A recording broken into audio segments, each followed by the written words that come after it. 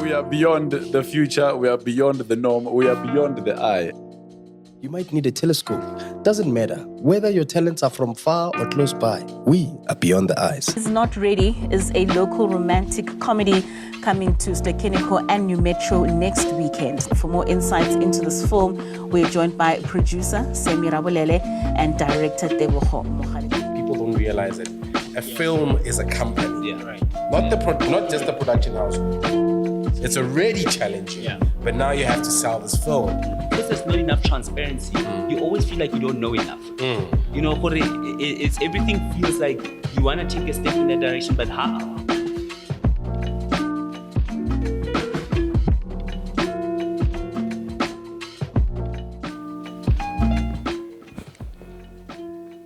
Hi, welcome to another episode of Long on Story. I'd be remiss if I didn't ask you to like and subscribe. If you want to join us on this story of why we are long on story. Today, we're going to actually first respond or review a little conversation that happened between Dr. Mbuyiseni Ndlozi, a former politician, now podcaster of the African Renaissance podcast, having a great conversation with Dr. John Kani, an artist extraordinaire from South Africa, but who is now a global artist and a hero of our own country. We know him from Black Panther as father of T'Challa. And so we're going to jump in on the conversation where Mbuyiseni is asking a very, very important question for us as a continent, but hear it from his words and then we can respond.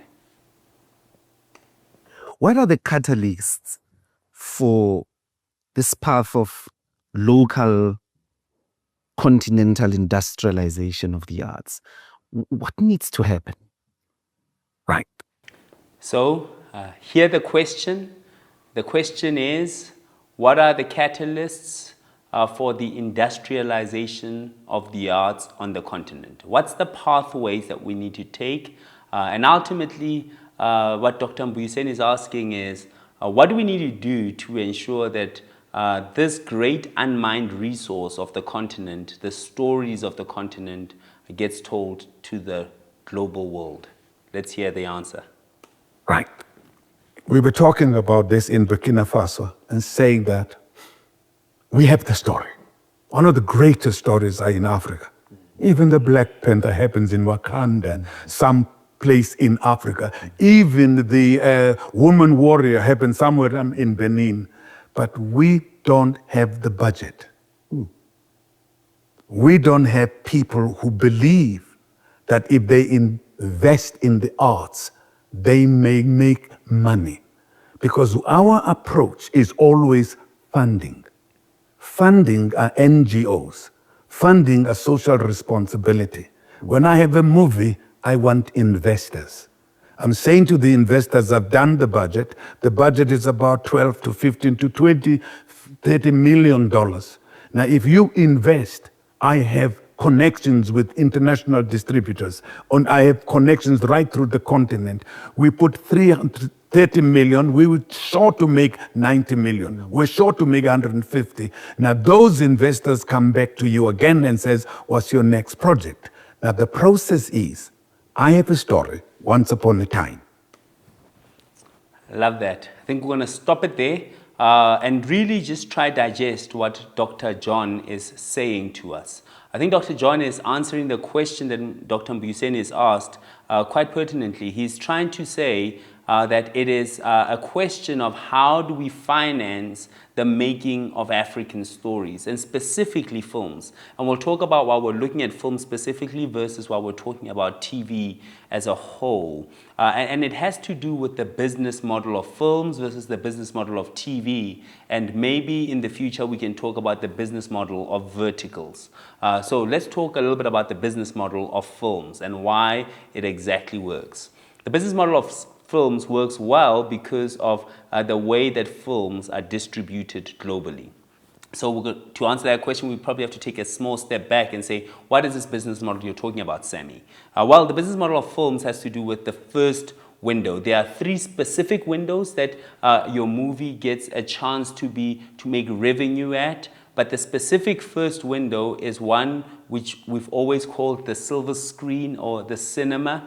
And that's the one that is very, very important to take a deep dive into before you start looking at the second window and the third window. So the only way that we can make a return on investment for investors to invest in the film market and not just use grant financing, which governments do. So governments finance movies for different other reasons to why investors finance movies. Government's reason for financing might be we're trying to have a good story told about our country. So you might get some money from the tourism department of such a government, or you might get a government trying to build up an industry. And so they finance that industry with specifically grants. And so there's no expectation of a return on investment being financial. The return on investment becomes the great stories that are told about that country. But investors don't invest for the same reason. For an investor to invest in any industry, they expect a return on investment that is financial. And they pit that off against other alternative asset classes or even primary asset classes like equities and bonds, or alternative investment asset classes like real estate or collecting wines or movies. And so for movies on the continent to win, they have to show that they can give a better alternative to other asset classes. So windows as a business model. The first window in the filmmaking or the film's business model is the window of cinema. So to better understand the window, you have to understand when you distribute, how many cinemas do you distribute to? So to do this well, it's better to actually show you the differences between what we have in Africa and what the rest of the world has. So I've got numbers here next to me. We in Africa have about 1,700 cinema screens. 1,700 cinema screens, that's about 780,000 people on the continent per cinema screen. And Africa has about 50 plus countries, so it's a big place to get across. So to only have 1,700, you will realize how small that is once I mention what the numbers are for the other countries or continents. So India, our BRICS partner, we can talk about how many screens are in India. India has about 10,000 cinema screens across the country of India, and that's in the multiplex zones. I think if you add single screens, those numbers get closer to 28,000 screens in India. So we're talking about 180,000 people per screen. China, they've got the most amount of screens around the world. China took between 86,000 and 93,000 screens across China. Japan, 4,000 screens. Remember, Africa, 1,700. Japan, which is a bunch of islands put together, have 4,000 screens. The US, 40,000 screens. Around the greatest or the biggest film market, or one of the biggest after China, is the United States. 40,000 screens across the United States of America. Now, for you to better understand this, let's take a simple case study as the movie that came out recently called Obsession. Obsession was an independent movie made for 750,000 US. There's been a big talk about this movie. I'm sure you've seen this already. But the reason why Obsession could scale and make the numbers it's made at the first window, which is just cinema, which is over 200 million, is because Obsession has been spread to not just American 40,000 screens, but actually to even the global screens because their distributing partner was Focus Features. What Dr. Kani is suggesting is we would make our movies in Africa, investors would invest in them, and Dr. Kani is saying, as is currently, our best chance is to take those movies and take them to an international distributor and take it to screens in the rest of the world, starting possibly with America. He does suggest that if maybe we could build up our African distribution market, maybe you could recoup some money before you go global. But he shows right there the challenge that we have to catalyze our industry and industrialize the arts industry in Africa. And the biggest catalytic space that you need is actually creating a distribution platform, or what in economics they call aggregate your market. Aggregation is our greatest challenge.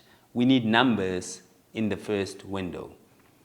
And until we do that, we will struggle to return the amount of investment investors need.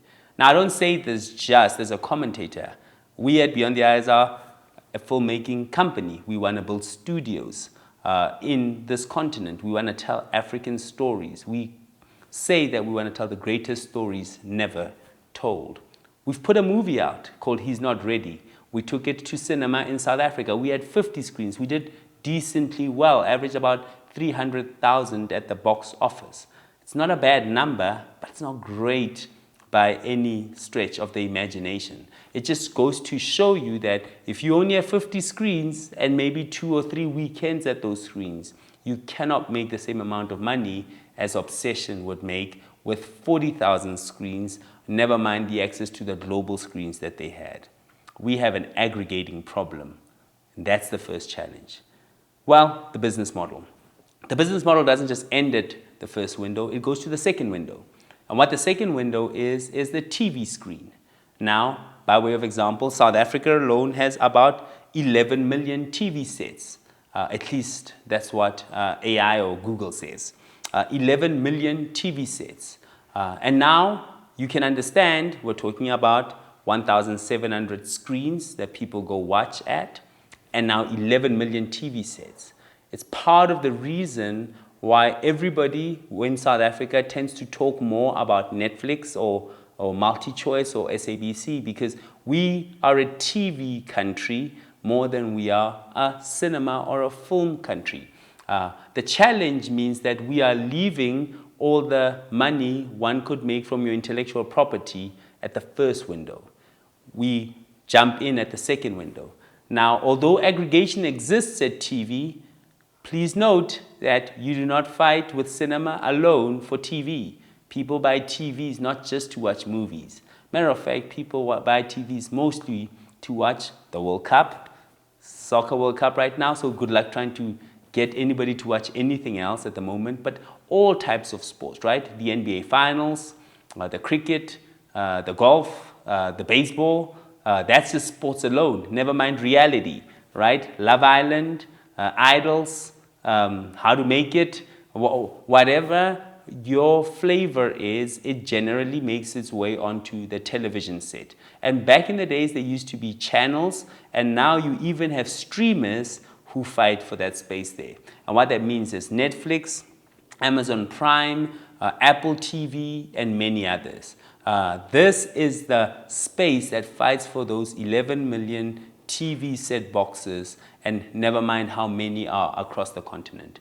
But that is the second window that cinema or films get sold to or licensed to on the TV sets.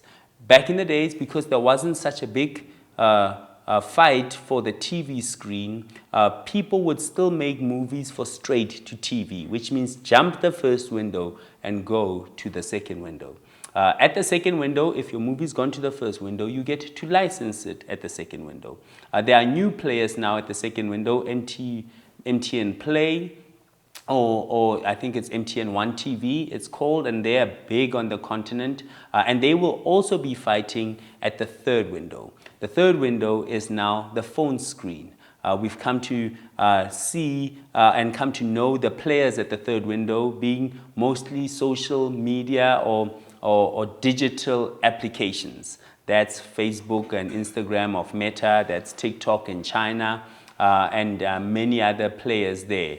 We are now seeing new applications or new innovations coming up on the African continent. Recently, I heard Hlomla Dandala talking on Filmatic, a great podcast that you should go check out as well, but having a discussion about what are these verticals and what is this third window that is coming up. But it's important to note, the third window doesn't solve our first window problem.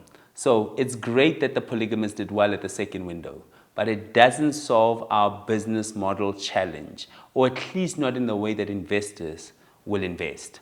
For an investor to invest and get their guaranteed return on investment, They need to have a model that works in the first window, then goes to the second window, and goes to the third window. And so we might need to solve an aggregation problem at the first window. Now, by way of example, I'll finish off with this.